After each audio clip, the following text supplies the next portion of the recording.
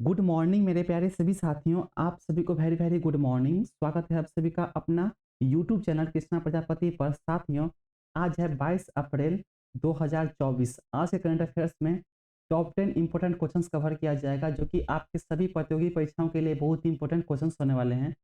आप किसी भी एग्जाम की तैयारी करते हो, यूपीएससी, एसएससी, रेलवे, पुलिस या किसी भी डिफेंस एग्जाम की तैयारी करते हो, तो ये सारे क्वेश्चंस आपके लिए बहुत ही इंपॉर्टेंट क्वेश्चंस होने वाले हैं साथियों। सारे क्वेश्चंस के इंपॉर्टेंट पॉइंट्स दिए गए हैं साथियों, ताकि आपको क्वेश्चन समझने में कोई डाउट ना रहे। और इसी क्लास के लास्ट में काफ़ी इंपॉर्टेंट पॉइंट्स हैं साथियों, जो कि आपको बहुत अच्छे तरीके से समझने हैं, है ना साथियों। ताकि जो पॉइंट्स है साथियों, वो काफ़ी इंपॉर्टेंट है। ठीक है साथियों, चलिए साथियों सारे क्वेश्चंस एक एक करके कवर करेंगे। आज का जो पहला क्वेश्चन है साथियों, हाल ही में भारतीय नौसेना के नए चीफ किसे नियुक्त किया गया? तो इसका सही आंसर हो जाएगा दिनेश त्रिपाठी। दिनेश त्रिपाठी को भारतीय नौसेना के नए चीफ नियुक्त किया गया है। ठीक है, अभी जो भारतीय नौसेना के नए चीफ जो हैं, आर हरि कुमार है, जो कि 30 अप्रैल को रिटायर्ड हो रहे हैं। इसके पद पर दिनेश त्रिपाठी को नियुक्त किया गया है और अपनी पदभार जो है दिनेश त्रिपाठी 30 अप्रैल से पदभार संभालेंगे भारतीय नौसेना के रूप में। ठीक है, चीफ के रूप में। इसलिए साथियों इनके जो पॉइंट्स हैं वो हम समझ लेंगे, हम आपको समझ में आ जाएंगे। पहला पॉइंट है साथियों, केंद्र सरकार ने वाइस एडमिरल दिनेश त्रिपाठी को भारतीय नौसेना का नया चीफ नियुक्त किया है। ठीक है, दिनेश त्रिपाठी वर्तमान नौसेना प्रमुख एडमिरल आर हरि कुमार की जगह लेंगे। वे 30 अप्रैल को रिटायर हो रहे हैं। ठीक है, तो मैंने आपको पहले बता दिया है, तो दिनेश त्रिपाठी को भारतीय नौसेना का नया चीफ नियुक्त किया गया। अभी जो भारतीय नौसेना के चीफ हैं, आर हरि कुमार, जो कि 30 अप्रैल को रिटायर हो रहे हैं। ठीक है, दिनेश त्रिपाठी इसी दिन पदभार संभालेंगे। तो दिनेश त्रिपाठी जो है 30 अप्रैल को ही अपनी पदभार संभाल लेंगे। दिनेश त्रिपाठी कौन है, कहाँ कहाँ पे काम किए हैं, तो इनके जो पॉइंट्स थे एक एक करके समझ लीजिए। पहला जो दूसरा जो पॉइंट है इसमें, दिनेश त्रिपाठी अभी नौसेना स्टाफ के वाइस चीफ हैं।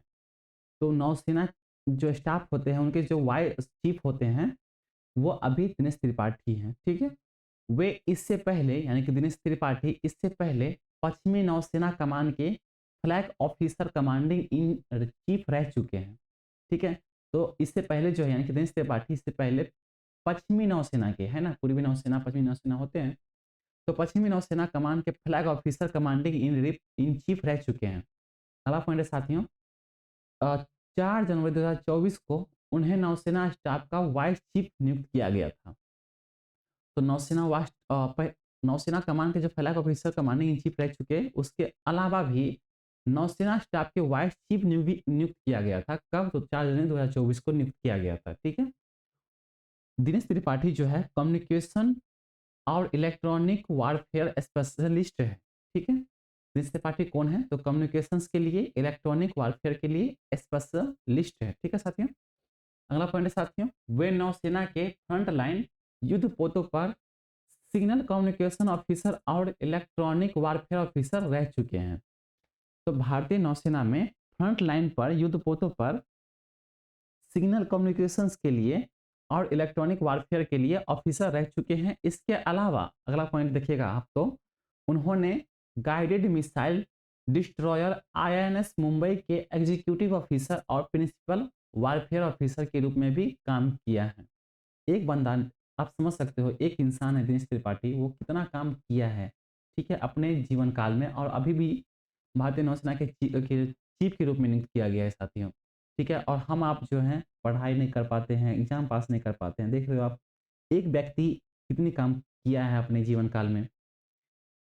पहले जो थे दिनेश त्रिपाठी कम्युनिकेशन ऑफिसर और इलेक्ट्रॉनिक वारफेयर ऑफिसर रह चुके हैं। उसके अलावा भी एनएस मुंबई के एग्जीक्यूटिव ऑफिसर और प्रिंसिपल और वारफेयर ऑफिसर के रूप में भी काम किया है। ठीक है, दिनेश त्रिपाठी ने आईएनएस कीर्च, त्रिशूल और विनाश जैसे नौसैनिक जहाजों की कमान भी संभाली है। जो जहाज होते हैं साथियों, खतरनाक जहाज, कर्च, त्रिशूल और विनाश, ऐसे जहाजों को वो अपनी कमान जो है संभाल चुके हैं दिनेश त्रिपाठी। ठीक है, दिनेश को अति विशिष्ट सेवा पदक और नौसेना मेडल भी मिल चुका है। दिनेश त्रिपाठी को पद्मश्री, पद्म विभूषण ये सब तो नहीं मिला, भारत रत्न ये सब तो नहीं मिला है अभी, लेकिन उसे भारतीय नौसेना मेडल मिल चुकी है और विशिष्ट सेवा पदक मिल चुका है। ठीक है, अभी मतलब अभी जो पदभार संभाल रहे हैं भारतीय नौसेना का, चीफ के रूप में, तो उनका नाम है हरि कुमार, जो कि 30 अप्रैल को रिटायर हो रहे हैं, ठीक है। और 30 अप्रैल को ही कौन बनने वाले हैं, तो नियुक्त तो कर लिया गया है भारत सरकार के द्वारा, लेकिन केंद्र सरकार के द्वारा, लेकिन वो अपनी पदभार अभी नहीं संभाले हैं। वो 30 अप्रैल को आर हरि कुमार रिटायर होने के बाद वो अपनी पदभार संभालेंगे, ठीक है साथियों। इतना आपको समझ में आ गया। चलिए अगला क्वेश्चन देखेंगे। हाल ही में केरल के स्पेस लेबोरेटरी का उद्घाटन किसके द्वारा किया गया? तो केरल में जो स्पेस लेबोरेटरी खोला गया है, इसका उद्घाटन डॉक्टर समीर बी के द्वारा उद्घाटन किया गया है, ठीक है साथियों। इनका जो पॉइंट्स है वो आप समझ लीजिए। डॉक्टर समीर बी कौन है आपको पता चल जाएंगे, डीआरडीओ के अध्यक्ष हैं साथियों। 17 अप्रैल को defence research and development organisation, आपको ये भी याद रखने हैं, डीआरडीओ के फुल फॉर्म क्या है, तो defence research and development organisation. इसके जो अध्यक्ष है डॉक्टर समीर बी कामत, इन्हीं ने केरल के इडुक्की जिले में submersible platform for acoustic characterization and evaluation space का उद्घाटन किया है, ठीक है। काफी इंग्लिश होते तो कितना अच्छा होता, ये हिंदी में दिया गया है साथियों। क्या लिखा गया है, सबमर्सिबल प्लेटफॉर्म फॉर एस्कोसिक टक कैरेक्टराइजेशन एंड इवेल्युएशन स्पेस का उद्घाटन किया है। काफी अलग पॉइंट दिए गए हैं साथियों, ये आप पढ़ लीजिएगा। यह कार्यक्रम इडुक्की में अंडर वाटर एस्कॉटिक रिसर्च फैसिलिटी यूएआरएफ में हुआ है, ठीक है। तो यूएआरएफ का फुल फॉर्म क्या है साथियों, अंडर वाटर एस्कॉटिक रिसर्च फैसिलिटी, ठीक है। तो इसका जो उद्घाटन किसके द्वारा किया गया, तो डीआरडीओ के अध्यक्ष डॉक्टर समीर बी के द्वारा किया गया है, ठीक है। चलिए साथियों, ये एक स्पेस है, ठीक है। स्पेस नेवी की फिजिकल और समुद्र विज्ञान प्रयोगशाला है। यहाँ भारतीय नौसेना के सोनार सिस्टम की टेस्टिंग और इवेल्युएशन किया जाएगा, ठीक है।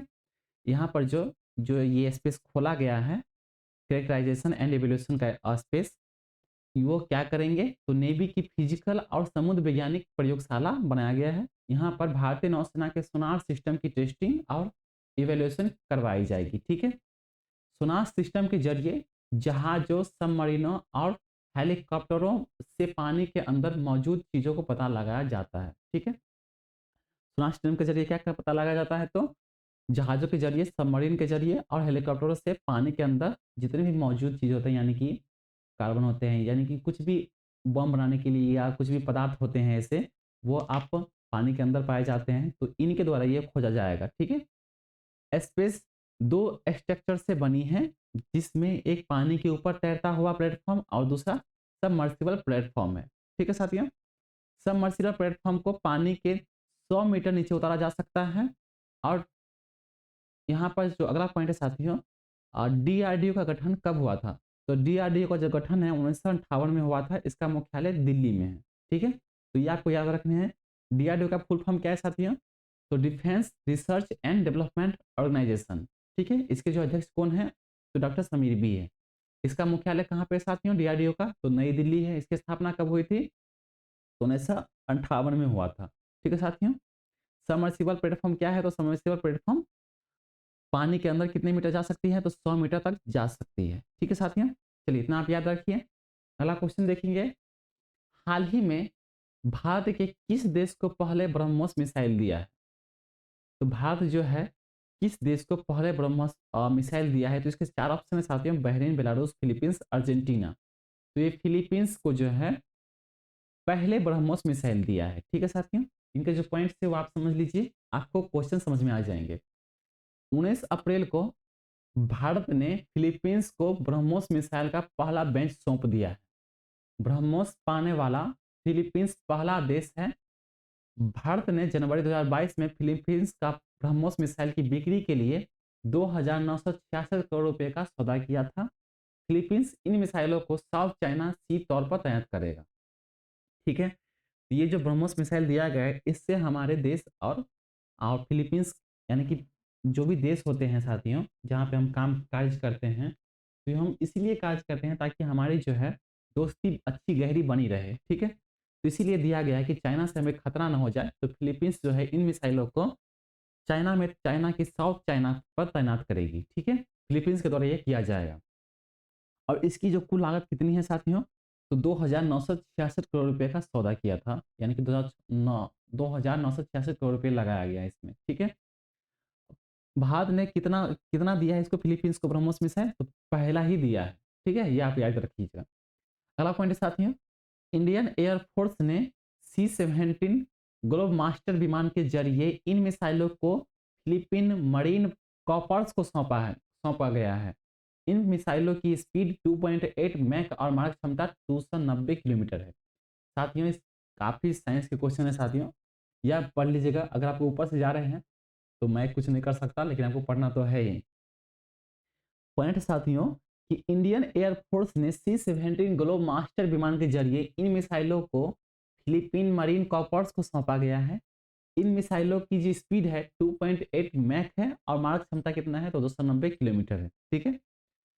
भारत ने ब्रह्मोस सुपर सोनिक मिसाइल के 3 सिस्टम फिलीपींस को सौंपे हैं। हर एक सिस्टम में 2 मिसाइल लॉन्चर, एक रडार और एक कमांड एंड ब्रह्मोस एक सुपरसोनिक क्रूज मिसाइल है। तो कितने मिसाइल सौंपे हैं साथियों, तो 3 सिस्टम मिसाइल सौंपा गया है, जिसमें से 2 मिसाइल लॉन्चर, एक रडार और एक कमांड एंड ब्रह्मोस एक सुपरसोनिक क्रूज मिसाइल है, ठीक है, जिसे पनडुब्बी, सीप, एयरक्राफ्ट या जमीन कहीं से भी छोड़ा जा सकता है। कंट्रोल सेंटर, यह कंट्रोल सेंटर होता है, ठीक है, यहाँ पे यह होना चाहिए था।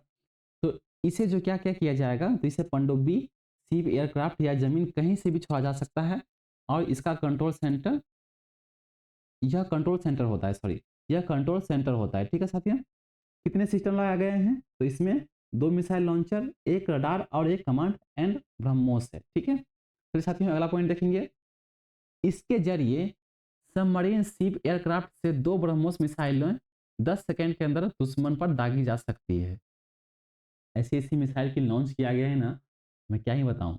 इसके जरिए देखते हैं साथियों, इसके जरिए सबमरीन शिप एयरक्राफ्ट के 2 ब्रह्मोस मिसाइल 10 सेकंड के अंदर ही दुश्मन पर दागे जा सकते हैं, यानी कि चाइना पर जो तैनात किया गया, अगर उसके सैनिक या उसके जो मिसाइल होंगे, उसके जो एयरक्राफ्ट होंगे, सबमरीन होंगे, अगर वो खतरा दे रहे हैं तो उसको 10 सेकंड के अंदर ही तोड़ दिया जाएगा इसके द्वारा, ठीक है साथियों। इसके अलावा भारत फिलीपींस को मिसाइल ऑपरेट करने की भी ट्रेनिंग देगा, ठीक है। तो भारत जो है फिलीपींस को मिसाइल ऑपरेट करने के लिए ट्रेनिंग भारत के द्वारा ही दी जाएगी। ब्रह्मोस एक सुपरसोनिक क्रूज मिसाइल है, जिसे पनडुब्बी, सीप, एयरक्राफ्ट या जमीन कहीं से भी छोड़ा जा सकता है, ठीक है। ब्रह्मोस मिसाइल का नाम भारत की ब्रह्मपुत्र और रूस की मॉस्कवा नदियों के नाम से मिलकर बनाया गया है, ठीक है साथियों। तो ये भारत और रूस ने ये मिलकर बनाया है, जो कि फिलीपींस को सौंपा है, ठीक है। तो भारत की जो ब्रह्मपुत्र नदी है और रूस की मॉस्कवा नदी है, इसी को मिलकर यह ब्रह्मोस मिसाइल का नाम दिया गया है, ठीक है। ब्रह्मोस के land launch, ship launch, submarine launch, air launch version की टेस्टिंग हो चुकी है। तो ब्रह्मोस में ये 4 टेस्टिंग हैं, जो कि land testing, land launch, ship launch testing, submarine launch testing और एयर लॉन्च वर्जन की टेस्टिंग हो चुकी है साथियों, ठीक है। चलिए इतना आप याद रखिए, काफ़ी इंपॉर्टेंट पॉइंट्स थे साथियों। ये मिसाइल फिलीपींस के द्वारा कहाँ पे तैनात किया जाएगा, तो शायद चौना सी पर तैनात किया जाएगा, ठीक है। इसमें कुल लागत कितनी आई थी, 2,966 करोड़ रुपए की लागत आई थी, ठीक है। इसका नाम कैसे पड़ा है, तो भारत की ब्रह्मपुत्रा नदी से मिलकर और भारत रूस की मॉस्को नदी से मिलकर ब्रह्मोस मिसाइल का नाम पड़ा है, ठीक है।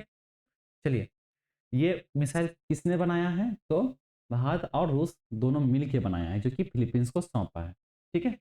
चलिए अगला पॉइंट देखेंगे साथियों, अगला क्वेश्चन, हाल ही में किस यात्रा पर पहली बार चार्टर हेलीकॉप्टर से यात्रा करने की अनुमति दी है।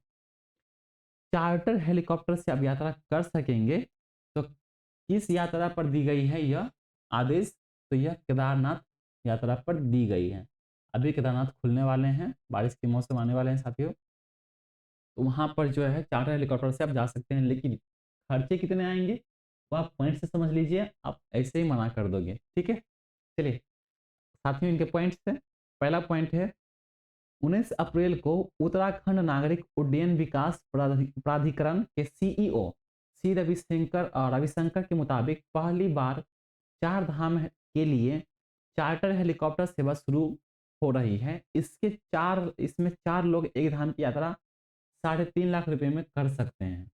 तो आप समझ सकते हो खर्चे कितने आने वाले हैं, तो 3.5 लाख रुपए खर्चे आने वाले हैं। ठीक है, यह किसके द्वारा किया गया? यह जो उत्तराखंड के नागरिक उड्डयन विकास प्राधिकरण के सीईओ हैं सी रविशंकर, इसके मुताबिक चार धाम के लिए चार्टर हेलीकॉप्टर सेवा शुरू की गई है। ठीक है, इसमें कितने खर्चे आएंगे साथियों? तो 4 लोग एक धाम की यात्रा करने के लिए 3.5 लाख रुपए खर्च करेंगे। ठीक है, चारों धामों के लिए चार्टर हेलीकॉप्टर लेने का प्रति व्यक्ति 1.95 लाख किराया है। किराए में आना जाना, रुकना, खाना शामिल है। हेलीकॉप्टर भी वहीं रहेगा। जब तक आप वहाँ पे रहोगे, घूमोगे फिरोगे, तब तक आपके साथ हेलीकॉप्टर भी रहेंगे, यानी कि खाना खाओगे, रुकोगे, सोओगे, कुछ भी आराम करोगे, तो हेलीकॉप्टर आपका इंतजार करेगा आपके लिए। ठीक है, चलिए अगला पॉइंट साथियों, एक ही दिन में अगर आप वापस आ जाते हैं तो इसके जो रेट है 1.0 लाख रुपए रहेगा। ठीक है, आप पैसे वाले लोग हैं, हम तो 10,000 में जाएंगे, 10,000 में, 10,000 में मतलब जाएंगे और आ भी जाएंगे, ये कहाँ लाखों की बात हो रही है। ठीक है साथियों, गौरी कुंड से 18 किलोमीटर पहले फाटा से केदारनाथ जाने का एक तरफ का प्रति व्यक्ति किराया जो है 2,866 रुपये रहे हैं। ठीक है, तो गौरी कुंड से जो पैदल जाते हैं 18 किलोमीटर, तो उसकी जो किराया है 2,886 रुपये है। ठीक है, प्रति व्यक्ति, एक व्यक्ति का।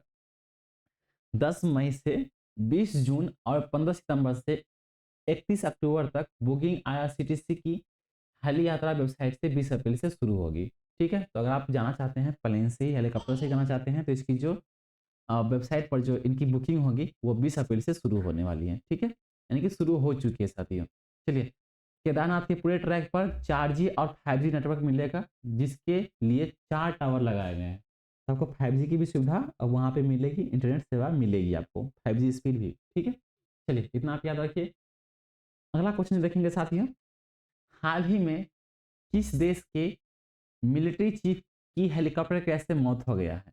ठीक है, तो मिलिट्री चीफ थे वो, केन्या के जो थे मिलिट्री चीफ, उन्हीं को जो है हेलीकॉप्टर क्रैश में उनकी मौत हो गई है। ठीक है साथियों, इनके जो पॉइंट्स थे वो आप देख लीजिए।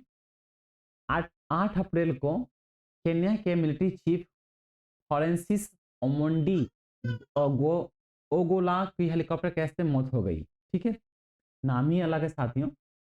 और जो केन्या के मिलिट्री चीफ थे फ्रांसिस कोमोंडी ओगोला, इनकी हेलीकॉप्टर क्रैश से मौत हो गई। ठीक है, उनके साथ हेलीकॉप्टर सवार पर 9 लोग और भी जान गंवा चुके हैं। ठीक है, उनके साथ और भी लोग थे, यानी कि चीफ है तो साथी, तो उनके साथ तो आर्मी तो रहेंगे ही, तो उनके साथ 9 आर्मी और ऐसे थे जो कि उनकी जान चली गई इस हेलीकॉप्टर क्रैश में। केन्या के जो राष्ट्रपति हैं विलियम रूटो, इन्हीं के द्वारा एक टेलीविजन संशोधन पर घटना की जानकारी दिया गया है, इसके द्वारा ही। ठीक है, इनके जो राष्ट्रपति हैं केन्या के राष्ट्रपति विलियम रूटो, इनके द्वारा यह जानकारी दी गई जो इनकी मौत हो गई। ठीक है, राष्ट्रपति विलियम रूटो ने 19 अप्रैल से अगले 3 दिनों तक राष्ट्रीय शोक का ऐलान किया है। ठीक है, तो 19 अप्रैल से यानी कि 19, 20, 21, तो 3 दिन तो हो चुके साथियों, आज से वहाँ पे सब कुछ चलेंगे। ठीक है, तो 61 साल के और ओगोला सर्विस के दौरान मरने वाले देश के पहले मिलिट्री चीफ हैं।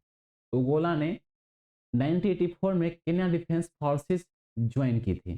ठीक है, तो ये जो पहली बार ऐसा हुआ है वहाँ पे जो कि हेलीकॉप्टर क्रैश से मौत हो गई चीफ की। ठीक है, केन्या एयरफोर्स में तैनात होने से पहले ओगाला 1985 में दूसरे लेफ्टिनेंट बने थे। ठीक है, राष्ट्रपति विलियम रूटो ने 2023 में ओमोंडी ओगोला का जनरल पद पर प्रमोट किया गया था। ओगोला को चीफ ऑफ डिफेंस फोर्स नियुक्त किया गया। इसके पहले तक वे vice chief of defence force के पद पर रह चुके थे। ठीक है, अभी जो उनकी मौत हो गई 8 अप्रैल को। ठीक है साथियों, आप समझ सकते हैं, मैंने पहले ही बताया था कि दिनेश त्रिपाठी यानी कि एक बंदा कितना काम किया है। यहीं पे आप देख रहे हो कितनी बार मिलिट्री जो चीफ थे ओगाला ओगोला, वो कितनी काम कर चुके हैं अपने जीवन काल में। ठीक है साथियों, चलिए अगला क्वेश्चन देखेंगे। वर्ल्ड पॉपुलेशन 2024 रिपोर्ट के अनुसार भारत की कुल आबादी कितनी हो चुकी है? यानी कि हम मान लेते हैं कि 140 करोड़, 145 करोड़, लेकिन एक्चुअली पॉइंट्स पता नहीं होता है। तो ये पॉइंट्स दिए गए साथियों, कि 144.17 करोड़ कुल आबादी भारत की हो चुकी है। किसके द्वारा हुआ है? तो वर्ल्ड पॉपुलेशन 2024 की रिपोर्ट निकली गई है।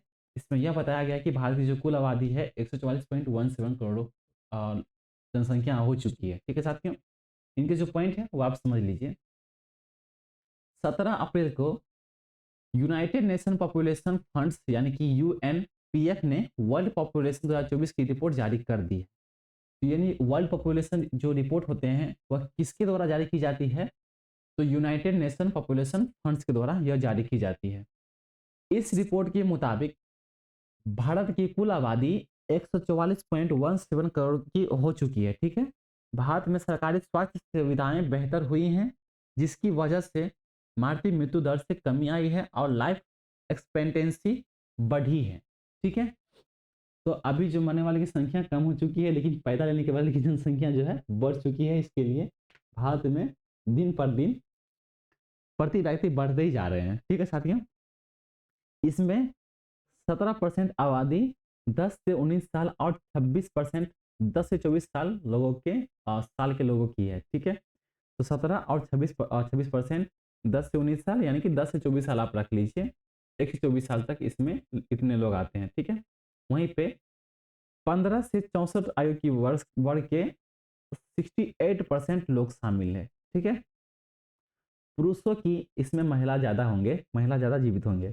पुरुषों की लाइफ एक्सपेक्टेंसी बढ़कर 71 साल और महिलाओं की 74 साल हो गई है साथियों। ठीक है, तो महिला जो है अब पुरुषों की क्षमता से ज़्यादा टिक पाएंगे। ठीक है, रिपोर्ट में भारत में जनसंख्या बढ़ने के पीछे सरकारी स्वास्थ्य सेवाओं में सुधार और लाइफ एक्सपेक्टेंसीज में बढ़ोतरी है। ठीक है साथियों, तो मैंने आपको पहले ही बता दिया मरने वाले की संख्या कम हो चुकी है और जन्म लेने वाले की संख्या ज़्यादा हो चुकी है।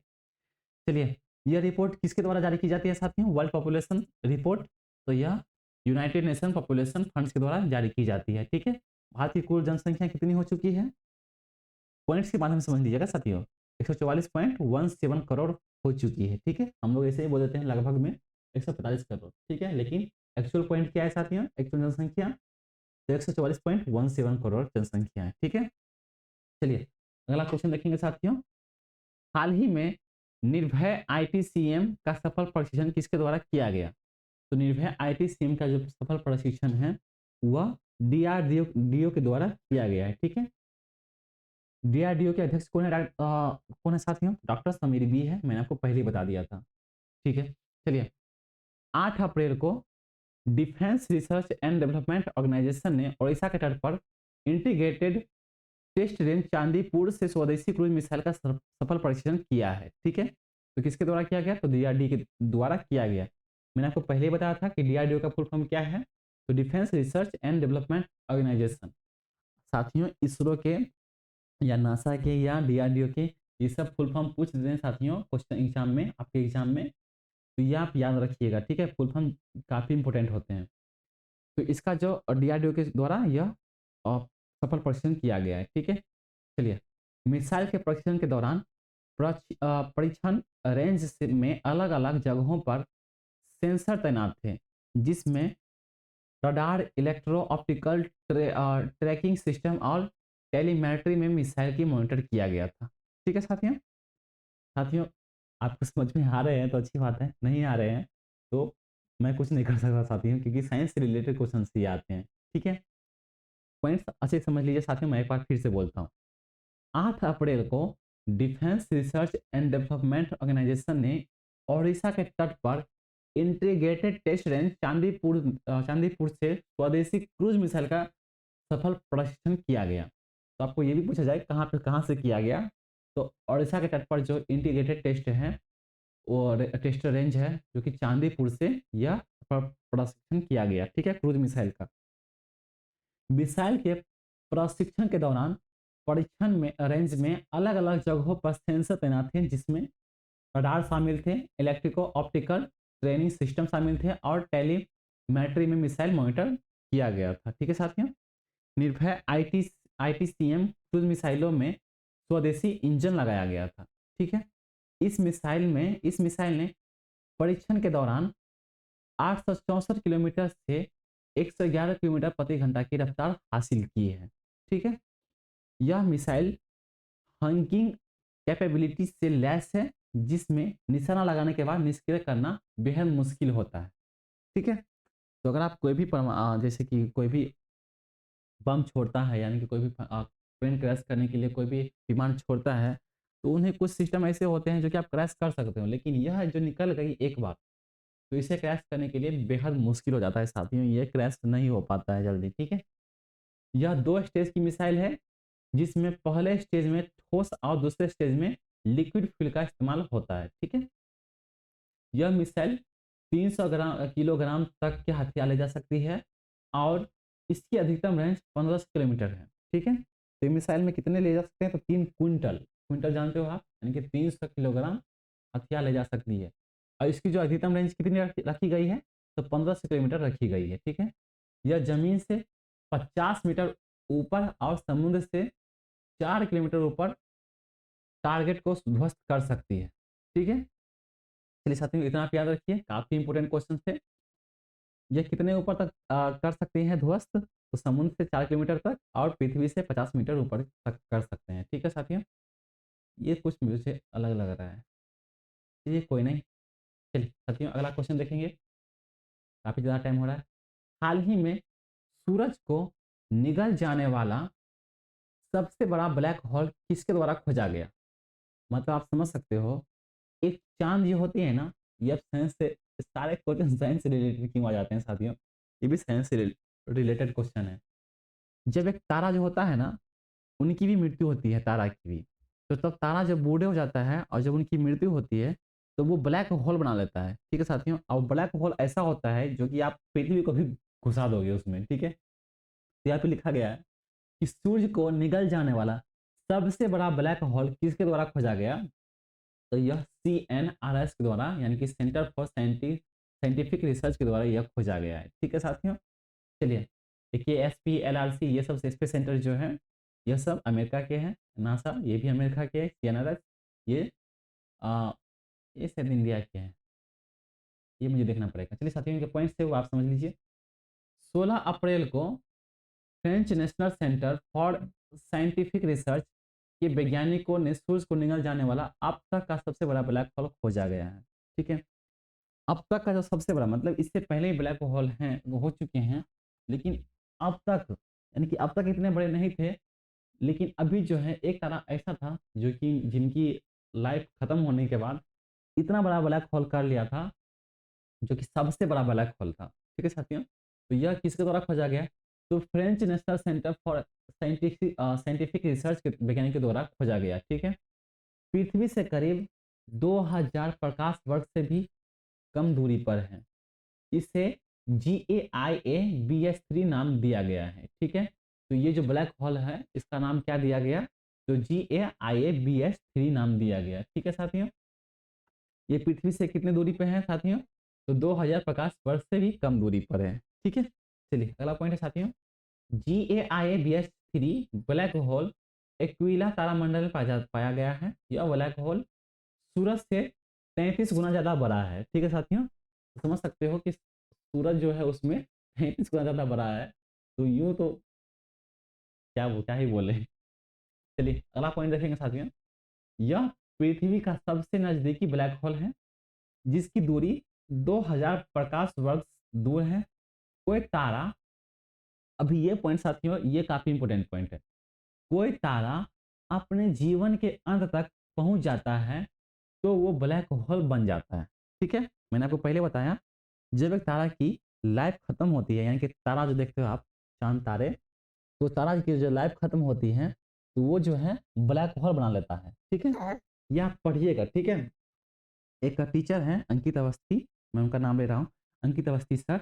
ठीक है, तो उनके उन्हीं के मैंने एक क्लास देखी थी जिसमें ये ब्लैक होल के बारे में बताए थे। ठीक है, अगर हो सकता है तो मैं ये लिंक डाल दूंगा वीडियो के डिस्क्रिप्शन में। ठीक है साथियों, वो आप देख लीजिएगा, आपको समझ में आएंगे। ठीक है, काफ़ी साइंटिस्ट वाले क्वेश्चन हैं।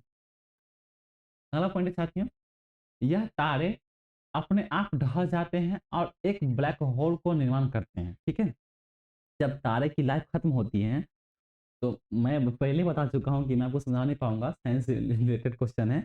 तो जब तारे की जो लाइफ खत्म होती है तो वो जो है अपनी जो ब्लैक होल बना लेती है। ठीक है साथियों, मिल्की वे गैलेक्सी में 50 से ज़्यादा ब्लैक होल है जो औसतन सूरज से 10 गुना बड़े हैं। ठीक है साथियों, ये 33 गुना बड़े थे, और जो मिल्की वे और गैलेक्सी जो है 50 से ज़्यादा ब्लैक होल है जो कि औसतन सूरज से जो है 10 गुना बड़े हैं, लेकिन ये सबसे बड़ा ब्लैक होल है जो कि 33 गुना बड़ा है सूरज से। ठीक है साथियों, चलिए इसका क्या नाम रखा गया है? तो GAIBX3 नाम रखा गया है इस ब्लैक होल का। ठीक है, जब किसके द्वारा खोजा गया है? तो French national centre for scientific research के वैज्ञानिकों द्वारा खोजा गया है। ठीक है साथियों, चलिए अगला क्वेश्चन देखेंगे। हाल ही में अडानी ग्रुप ने किस कंपनी में 8,339 करोड़ रुपए का निवेश किया है? तो देखिए साथियों, Adani group, Tata group, Mahindra and Mahindra group है ना, आदित्य बिरला ग्रुप, ये सब जो ग्रुप है ना, काफ़ी पैसे वाले लोग हैं। तो ये सब भी एक साथ मिलकर काम करते हैं। ठीक है, और अच्छी बात है साथियों, पार्टनरशिप होनी चाहिए। ठीक है, इससे हमारे देश विकसित होंगे। ठीक है, चलिए अभी हाल ही में मुकेश अंबानी और टाटा अंबानी, टाटा सॉरी क्या बोलते हैं, अडानी ग्रुप और मुकेश अंबानी दोनों मिलकर काम कर रहे थे एक इलेक्ट्रॉनिक में। ठीक है साथियों, इसमें काफ़ी हिस्सेदारी रखी गई थी। चलिए अभी जो है अडानी ग्रुप 8,339 करोड़ रुपए का निवेश अंबुजा सीमेंट में किया है। ठीक है साथियों, अंबुजा सीमेंट में पहले भी पार्टनरशिप रह चुके हैं, लेकिन अभी जो इसकी जो परसेंटेज है वो बढ़ चुकी है। ठीक है साथियों, इनका जो पॉइंट है वो आप समझ लीजिए। 17 अप्रैल को बिलियनियर गौतम अडानी के परिवार ने अंबुजा सीमेंट में 8,339 करोड़ रुपए का निवेश किया है। इसमें सीमेंट बनाने वाली कंपनी में उनकी हिस्सेदारी बढ़कर 70.3% हो गई है। ठीक है, पहले कुछ 68 पॉइंट थे, लेकिन अभी जो है 70.3% हो गई है। ठीक है, अंबुजा सीमेंट में एक्सचेंज फाइलिंग में इसके बारे में जानकारी दी है। ठीक है, अंबुजा सीमेंट ने एक्सचेंज फाइलिंग के जरिए इसके बारे में जानकारी दी। ठीक है, अडानी ग्रुप ने जून 2022 में $10.5 बिलियन में अंबुजा सीमेंट और एसी सीमेंट को खरीदा था।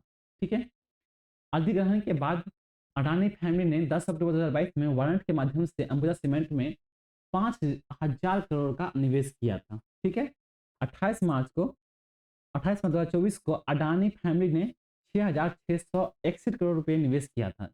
तब उसकी कंपनी में हिस्सेदारी 3.6 बढ़कर 67.7 हो गई थी। ठीक है साथियों, तो मार्च में यह कार्य किया गया था।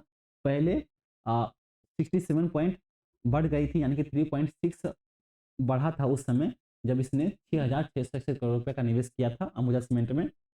लेकिन अभी जो है 17 अप्रैल को ये फिर से कर चुके हैं 8,339 करोड़ रुपए का निवेश।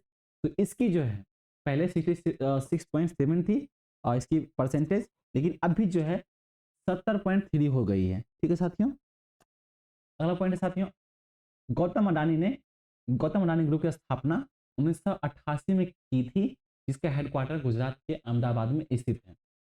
तो आपको ये पूछा जाए कि अडानी ग्रुप का जो हेडक्वार्टर है वो कहाँ पे है, तो यह गुजरात के अहमदाबाद में स्थित है साथियों। इसके जो मालिक कौन है, तो गौतम अडानी है। ठीक है साथियों, चलिए अगला क्वेश्चन देखेंगे, लास्ट क्वेश्चन है। काफी इंपॉर्टेंट क्वेश्चन है साथियों। आप साइंस के रिलेटेड जो क्वेश्चन थे आपने बहुत देखे हैं साइंस वाले क्वेश्चन, तो आप ये भी समझ लीजिए कि मशहूर साइंटिस्ट अल्बर्ट आइंस्टीन का निधन कब हुआ था? एक अल्बर्ट आइंस्टीन, यानी कि अल्बर्टो है, एक मेरा दोस्त भी है। ठीक है साथियों, चलिए ये अलग बात है। मशहूर साइंटिस्ट अल्बर्ट आइंस्टीन का निधन जो है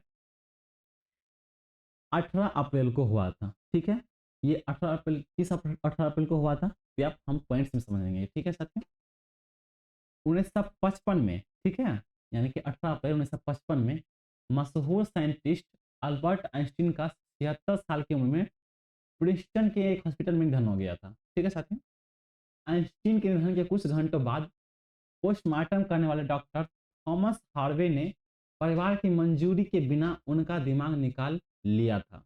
ठीक है, और उससे घर ले गए थे। तो इतने बड़े जो साइंटिस्ट थे, तो ये डॉक्टर के द्वारा कहा गया कि इसके दिमाग में ऐसा क्या फिट है जो ये इतने बड़े साइंटिस्ट है और इतना बढ़िया सोचते हैं और इतनी बड़ी बड़ी मिसाइल बनाते हैं। ठीक है साथियों, तो इसीलिए डॉक्टर ने इनकी पोस्टमार्टम की और इनकी जो दिमाग है वो निकाल लिया।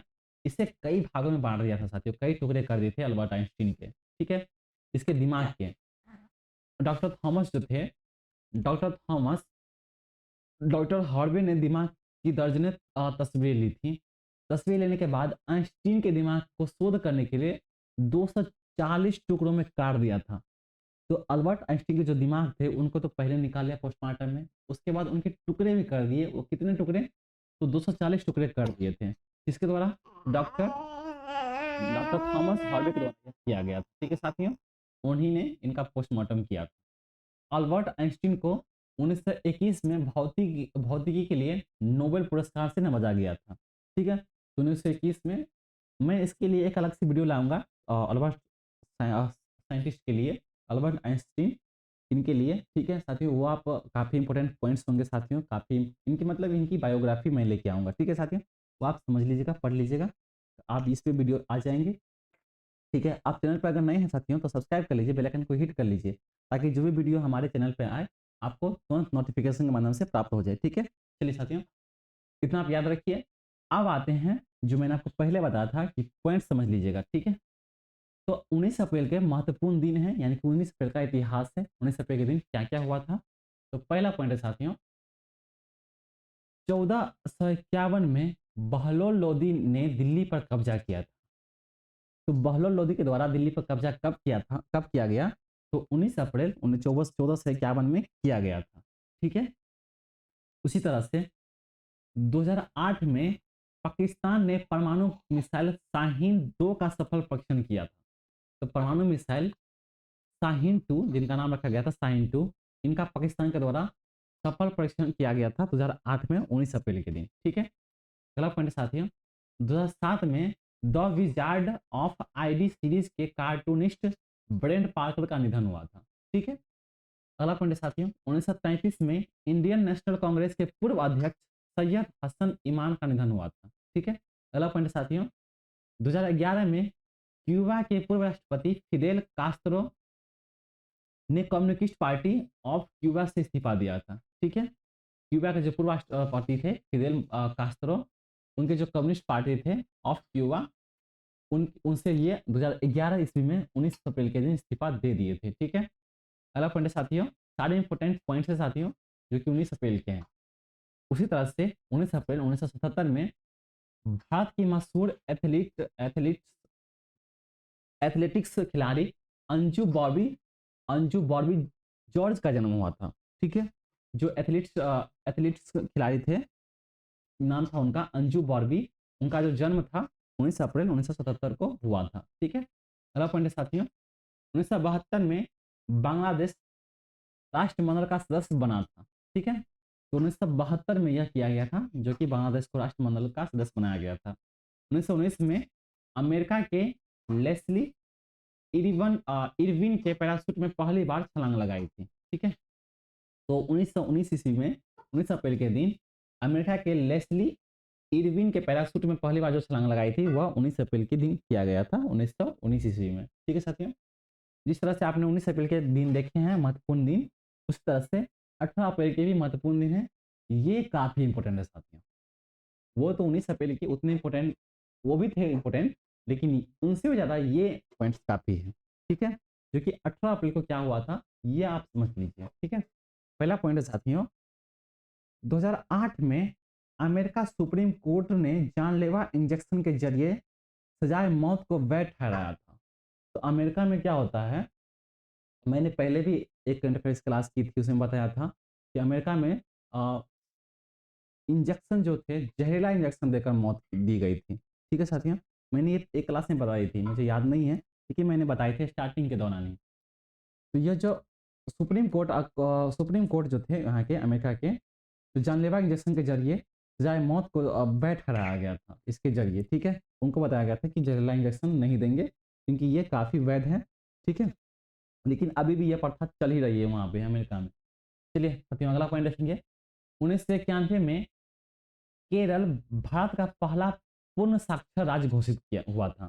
ठीक है, तो 1991 में केरल राज्य जो है भारत का पहला पूर्ण साक्षर राज्य घोषित किया गया था। ठीक है, वहाँ पे साक्षरता दर जो है, काफ़ी पढ़ने लिखने वाले लोग हैं साथियों, वहाँ पे इंग्लिश लोग बोलने वाले ज़्यादा लोग हैं। ठीक है साथियों, अच्छा होता हम भी केरल में जन्म होते, है ना, केरल तमिलनाडु इस सब में तो वहाँ पे हमें वादियाँ देखने को मिलती, खुशियाँ खुशियाँ होती है ना। लेकिन खैर कोई नहीं, जहाँ पे इंसान रहता है वहाँ पे खुशियाँ मिलती है। चलिए अगला पॉइंट देखेंगे साथियों। 1968 में अमेरिका ने नेवादा में परमाणु परीक्षण किया था। ठीक है, तो अमेरिका ने नेवादा में परमाणु परीक्षण किया था, जो कि 1968 में किया था। आपने पाकिस्तान का भी देखा है। ठीक है, चलिए अमेरिका का भी देख ही लिए। अगला पॉइंट है साथियों, 1948 में नीदरलैंड्स में इंटरनेशनल कोर्ट ऑफ जस्टिस की स्थापना हुई थी। ठीक है, तो 1948 में 18 अप्रैल को नीदरलैंड में इंटरनेशनल कोर्ट ऑफ जस्टिस की स्थापना की गई थी। ठीक है, उसी तरह से 1917 में महात्मा गांधी ने सत्याग्रह के लिए बिहार के चंपारण का चयन किया था। ठीक है, तो महात्मा गांधी के द्वारा यह किया गया था, बिहार के चंपारण का चयन। ठीक है, 1917 ईस्वी में 18 अप्रैल के दिन। अगला पॉइंट साथियों, 1901 में भारत के राजनीतिज्ञ चंद्रेश्वर प्रसाद नारायण सिंह का जन्म हुआ था। ठीक है, अगला पॉइंट साथियों, 1902 में अपराधियों को पहचान के लिए डेनमार्क ने सबसे पहले फिंगरप्रिंट दर्ज करने की शुरू किए थे। ठीक है साथियों, तो अपराधियों को पहचान करने के लिए डेनमार्क ने सबसे पहले फिंगरप्रिंट दर्ज करने की शुरू की थी। फिंगरप्रिंट समझ सकते हो आप, हमारे देश में भी आधार कार्ड पैन कार्ड आ चुकी है। फिंगरप्रिंट के जरिए हमें ये पता लगाया जा सकता है हम कहाँ पे हैं, कौन है। ठीक है साथियों, हमारे पूरी बायोडाटा निकाल सकते हैं केंद्र सरकार, ठीक है, भारत सरकार। चलिए अगला पॉइंट देखेंगे साथियों, 1853 में एशिया की पहली ट्रेन बॉम्बे से तन्ना तक चलाई गई थी। ठीक है, एशिया की पहली ट्रेन थी साथियों, एशिया की पहली ट्रेन जो थी बॉम्बे से तन्ना तक चलाई गई थी 1953 ईस्वी में। 1898 में भारतीय क्रांतिकारी दामोदर हरि चापेकर शहीद हुए थे। ठीक है, जो भारतीय क्रांतिकारी थे दामोदर हरि चापेकर, वो जो शहीद हुए थे 1898 में 18 अप्रैल के दिन। उसी तरह से 1621 ईस्वी में सिखों के 9वें गुरु तेज बहादुर का जन्म हुआ था। जो सिख के जो गुरु थे वो 9वें नंबर पे, जैसे कि हमारे देश में भी राष्ट्रपति बनते हैं यानी कि प्रधानमंत्री बनते हैं तो हम बताते हैं ना, इतने नंबर में ये बने, इतने नंबर में ये बने, इससे पहले भी ये रह चुके हैं। ठीक है, तो ये जो थे 1661 ईस्वी में सिखों के जो 9वें गुरु थे तेज बहादुर, गुरु तेज बहादुर, इनका जन्म 1661 ईस्वी में 18 अप्रैल के दिन इनका जन्म हुआ था। ठीक है साथियों, ये काफी इंपॉर्टेंट पॉइंट है साथियों, जिसमें आपने देखा कि मौत को बैठाया था, प्रशिक्षण किया गया था, ठीक है, राज्य घोषित किया गया था, मौत हुई थी, जन्म हुआ था। ये काफी इंपॉर्टेंट पॉइंट्स थे साथियों, जो कि आपको हमारे क्लास में देखने को मिलती है। तो हमारी जो क्लास होती है काफ़ी टाइम लगता है साथियों बनाने में, काफ़ी इंपॉर्टेंट पॉइंट्स होते हैं, काफ़ी टाइम लगते हैं पूरे, मतलब कि आप समझ रहे हो पूरे पूरे दिन लग जाते हैं ये सब क्वेश्चन बनाने में, क्वेश्चन तैयार करने में। इतनी मेहनत करते हैं हम आपके लिए, लेकिन आप बिल्कुल भी मेहनत नहीं करते हो। और मेहनत करना भी नहीं है आपको, मेहनत ये करना है कि आपको पढ़ाई करनी है और हमारे लिए कुछ करना है। तो हमारे लिए आप सिर्फ इतना कर सकते हैं कि आपको यूट्यूब के राइट हैंड कॉर्नर में एक रेड कलर का सब्सक्राइब का बटन दिख रहा होगा, वो आप सब्सक्राइब कर लीजिए। आपको सब्सक्राइब करने के कोई चार्ज तो नहीं लगते हैं, ना ही लाइक करने के कोई चार्ज लगते हैं, ना ही कमेंट करने के कोई चार्ज लगते हैं साथियों। आपको समझ में नहीं आते हैं तब हमें कमेंट करके बता सकते हैं, अगर आपको समझ में आते हैं तो हमें अच्छा कमेंट कीजिए और अपने दोस्तों के साथ भी शेयर कर दीजिए वीडियो को। ठीक है, और उन्हें भी बता दीजिए कि साथियों ये क्लास बहुत अच्छी है, ये काफ़ी अलग क्लास है, करंट अफेयर्स की क्लास, और साथ ही डेली वीडियो अपलोड होती है यहाँ पे। ठीक है, थोड़ी सी डिले हो गई थी क्योंकि मेरा तबीयत खराब हो गया था, लेकिन अभी जो है सोमवार से सभी के सभी दिन, ठीक है, यानी कि टोटल 6 दिन, सोमवार से शनिवार तक आपको इसी क्लास पे सुबह 9:30 बजे या 10 बजे तक आपको जो ये क्लास प्राप्त हो जाएंगी। ठीक है साथियों, चलिए आज के लिए इतना ही, आपका समय शुभ हो, राधे राधे।